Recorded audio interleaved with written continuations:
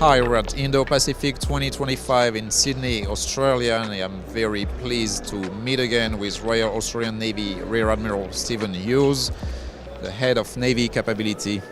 Admiral Hughes, good afternoon, great to meet you again. Yeah, good afternoon, lovely to see you, and I hope you've had a good week here at Indo-Pac. Absolutely, the event is always very interesting in terms of news and Navy technologies on the show floor. Admiral, my first question is regarding your latest and upcoming acquisition in terms of new surface combatant. The Australian government decided to go forward with the upgraded Mogami from Japan back in August. As head of Navy Capability, what are you expecting in terms of capabilities that this vessel will bring to the Royal Australian Navy? No, thank you. I think the decision by government to down select to the upgraded Mogami from Japan based on all the evaluation we did has set the Navy up for the future, not with just a very good ship but a new partnership with Japan.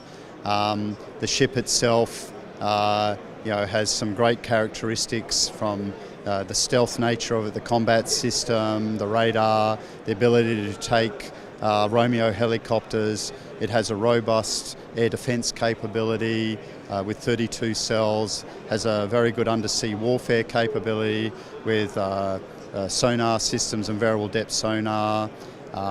It's also got a surface warfare capability and some self-protection features around signature management. So while we had a large field and it got shortened down, I think the decision of government is the good decision for the Royal Australian Navy. So now what's next for the C3000 program as far as you and your team is concerned? Yeah, so you can imagine this journey started about 18 months ago, and we went through requirements, down select, and then 5 months earlier than government expected, we gave them a recommendation for the Mogami. So now the team has spent a lot of time in Japan, and Japan is spending a lot of time in Australia doing a number of things, finalising the government-to-government agreement, finalising the contracts with MHI and the government-furnished equipment suppliers out of Japan, Melco, NEC, Hitachi and the other companies.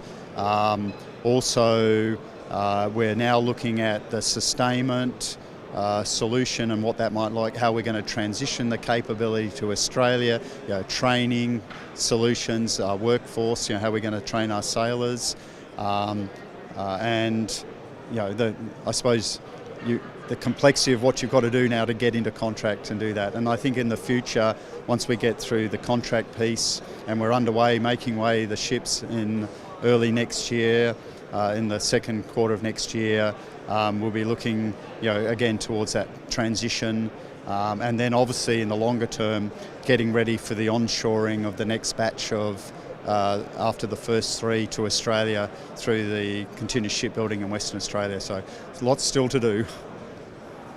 Which level of customization are you looking to work on with the industry, MHI and Austal potentially, if any?